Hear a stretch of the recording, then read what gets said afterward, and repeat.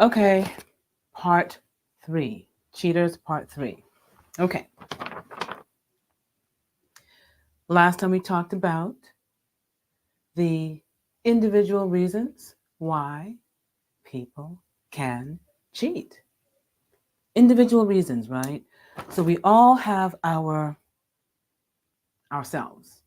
And sometimes we don't realize that we are actually not as good as we think we are, or we are too good, right? So you've got to know who you are. I always say that from the beginning. Who are you, right? So if you know who you are, that's a good step in the right direction. When you're in a relationship, you have to know who you are and who your partner is. Now, with cheating, the question is, do you know if you're a cheater? Do you know if your partner's a cheater? Do you know if you can cheat? Do you know whether your partner could cheat? So we talked about that in the individual part. Listen to my last talk. Today, we're going to talk about the relationship part. So remember, there's the individual reason, relationship reason, environmental reason. We'll talk about environmental next time. Today, we're focusing on relationship. And within that relationship, you've got to focus also on the psychological reason why people cheat, or and the biological reason why people cheat, or and the cultural reason why people cheat. Okay, so we're going to touch base. All of that applies to each of these sections. And again, these are my own sort of like compilation of reasons in my own way to give to you for you to see that a lot of this is innate. Okay, all right, relationship reason number one of my favorite ones, meaning we tend to neglect it, right? Neglect is one for the individual. Undervalued, your partner's undervalued, or you feel undervalued, right? So remember, depending on who's going to cheat in the relationship, you or your partner, whoever's cheating or who could cheat, if they feel undervalued, right, they are going to probably, the likelihood, not guaranteed, the chances are higher that they'll cheat. They don't feel valued. They don't feel important in the relationship. So there are 3 Ds, okay? We call them disdain, disappointment, and disapproval. So you have disdain for your partner, you're disappointed in your partner, and you are having disapproval for your partners. Always disapproving, disapproving, disapproving. So they're going to feel insignificant, worthless. So we cannot have our partners feeling like that, because if they feel like that, they might step out. People love to show off not only themselves but their partner. So when they're out and about, it's crucial that you don't show disdain, disapproval, disappointment for your partner, especially on the outside when you're out with friends or out in public. Now, it's crucial not to do it inside the relationship too, but it is especially worse for men because men have that big ego. They hate when you disrespect them in public. So crucial. Don't do that in private. Don't do it in public. Okay? Another reason is very commonly lack of sex. If you're not having sex, that's one of the number one reasons, right? Your partner will check out and will actually step out and hide and not tell you. And sometimes you catch them, right? That's the most horrible story of them all, where you catch them in the act. Not nice. Why are they having lack of sex in a relationship? One, sex could be dissatisfying. It's like, it's really not all that. Got to work on that. There's no effort to make it interesting. One of the partners is like, yeah, just lies there. And I'm really against lying there, y'all. Please get involved, move, go with the flow, get active, get motivated and do things to surprise sometimes your partner, or to work or move in tandem with your partner. Very important. Okay? Some people don't even care about sex. They don't even care whether they're having sex or not. And you can see it on their face. Blah, bland, disinterested. You cannot do that in your relationship. You've got to show animation, you've got to show interest, you've got to show that you love this, even if you don't. Now, I say that even if you don't because I really think that you might not be in the mood, right? Get yourself in the mood, convince yourself, positive thinking, and then you'll be surprised you'll get into the mood. Love that song, right? So, whenever you show on your face unhappiness, disinterest, that's a turn off for your partner. So, please do not do that. I'm saying never do that. It is not fair. Your partner has needs, you have needs. You've got to present your best foot forward, be the best you that you can be, and give to your partner what they need when they need it, as long as it's within reason, right? Lack of love, close to lack of sex. When you do not have love, no one is really in the relationship. And why don't you have love? You feel out of love. You're no longer in love. Isn't that sad? It happens. And some people stay because they have children, they have other engagements or commitments, they have a lot of responsibility in this marriage, or it is a transactional marriage where they got into it for certain reasons. So they stay. They might have been in love, or they might have been in like, and now they fall out of love and they fall out of like. And you have to figure out whether you want to stay or not in that situation, because the chances of either partner stepping out is again there. Like I said a second ago, a business arrangement is another reason why people step out, right? If you have that sort of arrangement where you're getting in because you're going to be either a trophy wife, and I don't mean that in a bad way. I mean, sometimes people are put into a situation where they're married and you just sit there and look beautiful, right? That's okay. But sometimes either partner could step out again because they're only in it for a business reason and there's really not any emotion or really much love going on. It's just for paper. And that's another thing, right? Paperwork, right? The green card. Got to be careful with that. So when you are in a relationship, in a marriage, and they're in it just for a business reason, unfortunately, they're going to probably step out. So you got to look out for those signs, okay? And protect yourself. Low commitment. All right. So some people have no commitment or very low commitment. And that's where you'll find that a lot of people have a variety of being able to commit or not commit. So when you have people that are very committed, very serious, monogamous, right? Then you have those that are really not committed and they really feel that there's no such thing as monogamy. Okay. So if you find yourself in that situation, chances are that they might step out and have that affair. And you have to decide whether that's going to be fair to you, because the question is, did you know that from the beginning? Was it something that you agreed to? Or did it just happen as the relationship got further along and you guys just sort of like lost any commitment and became very disinterested in each other? So you've got to look at that and analyze it. And you can stop it. You can sit down, converse, have that communication, and find out what happened along the way. You know, go back in time, right? Find out what could have happened that you guys lost commitment. And that is a true effort to try and save the relationship, marriage or relationship. Nagging. All right, y'all. We all nag. Nagging is something that you want to stop because it is turning off your partner both ways. You do not want to nag, guys. You do not want to nag, ladies. And I can tell you both do, right? So you want to be able to talk to your partner in a beautiful, pleasant, easygoing way and not repeat and repeat and repeat and repeat. Because when you repeat, you'll find that the person actually gets irritated and knows that you are either doing it on purpose to irritate them, or that you don't realize that in a relationship you shouldn't nag. So when you are nagging, meaning repeating the same thing over and over and over again, right? That's not necessary. They understand. And if you want to leave a little note here and there without talking, do that, right? If you want to leave a little message on the phone, fine, or text, but just once, not more than once, unless they ask you to remind them, right? Sometimes people forget and they want you to remind them. Otherwise, nagging, shut it down, stop. It's not worth it.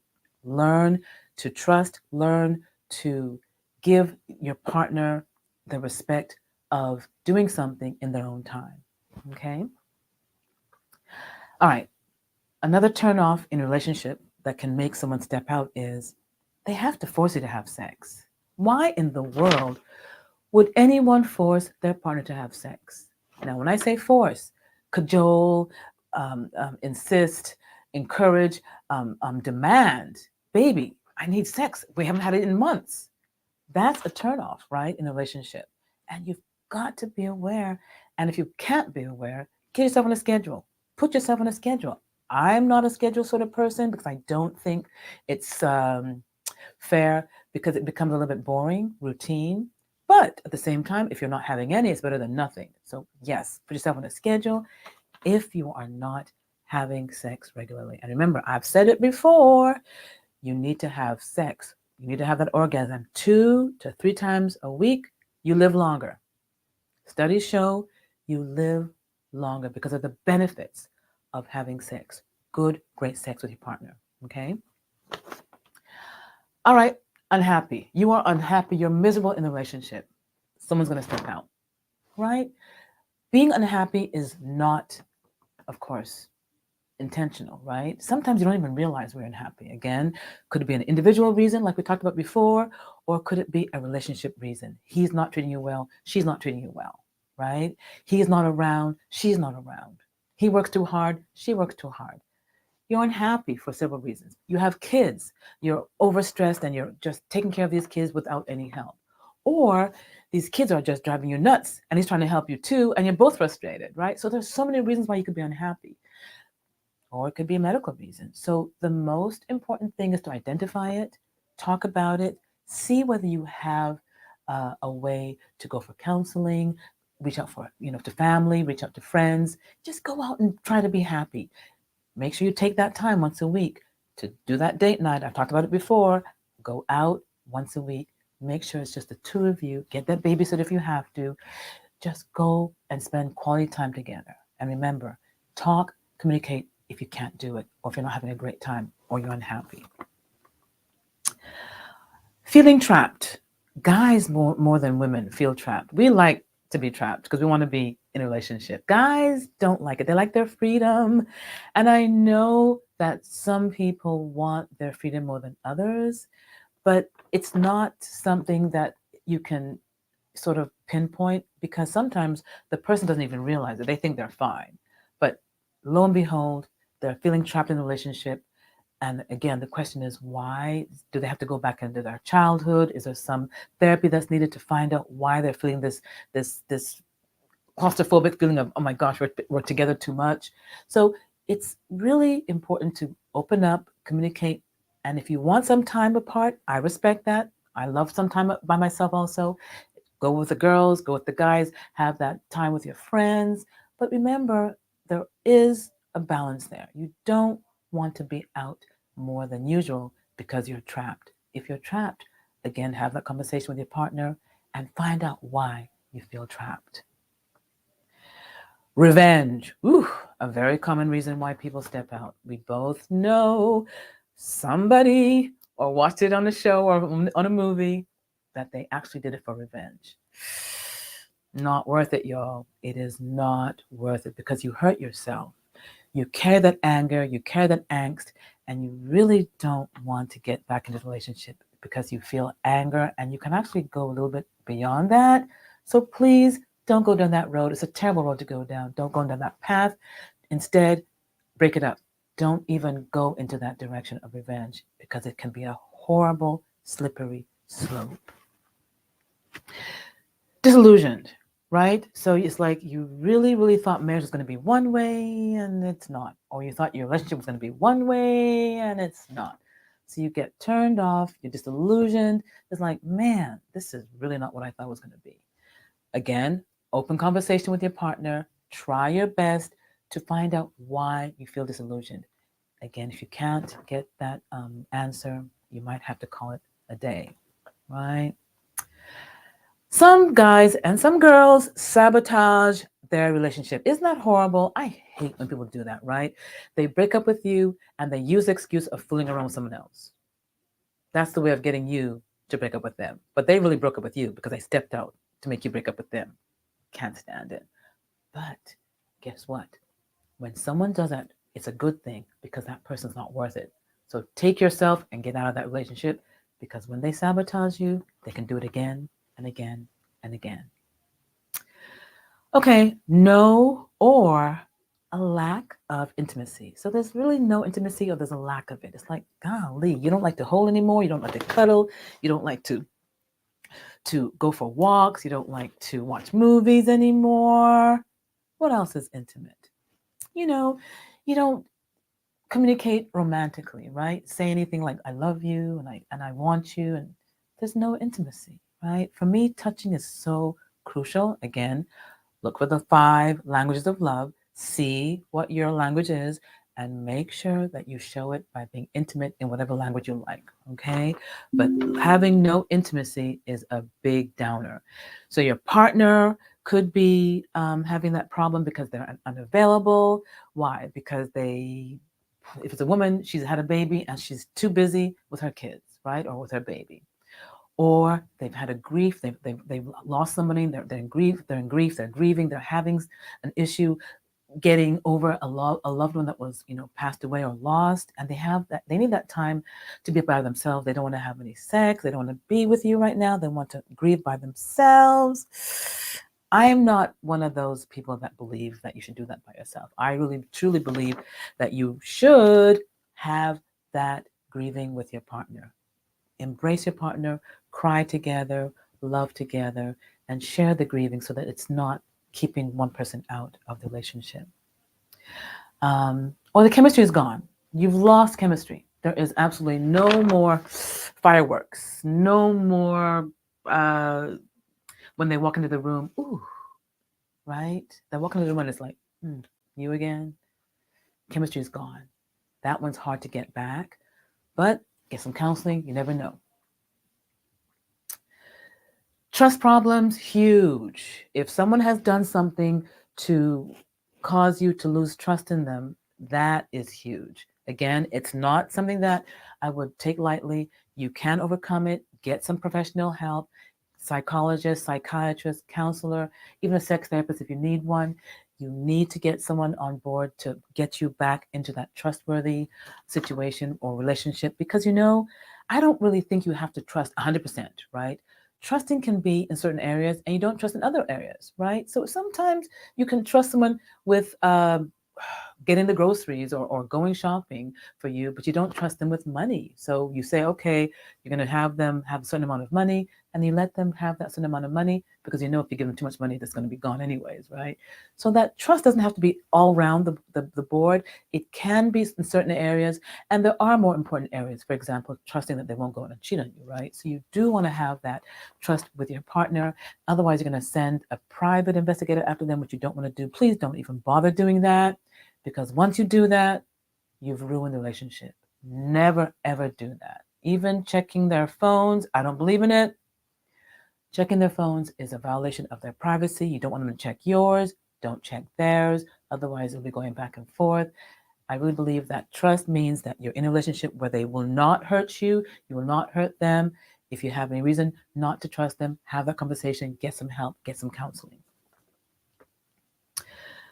Lack of admiration, lack of respect. That again goes back to that undervalued, being, having disdain, disapproval, and disappointment. So you really want to have that admiration for your partner because when you admire your partner, you are giving your partner confidence to be your partner and want to please you and want to be with you. But when you don't admire or don't respect your partner, they're going to really want to move away from you and find someone else that will respect and admire them. Okay? All right. That was relationship issues that can cause you to cheat or cause him to cheat. Are you that person doing it, or is that person doing it to you? Analyze it very carefully and honestly and find out whether you are causing the person to cheat or whether you are cheating, and nip it in the bud. Stop the cheating, talk to your partner so you can have a great relationship. Otherwise, just let the person go because it's very painful for people to find out in the long run that you're a cheater. Okay? All right, I'll talk to you guys tomorrow. We'll talk about the cultural reasons, the like circumstantial reasons that make people cheat, and we'll see whether you're in that situation too. Okay, guys? All right, take care. Have a good one.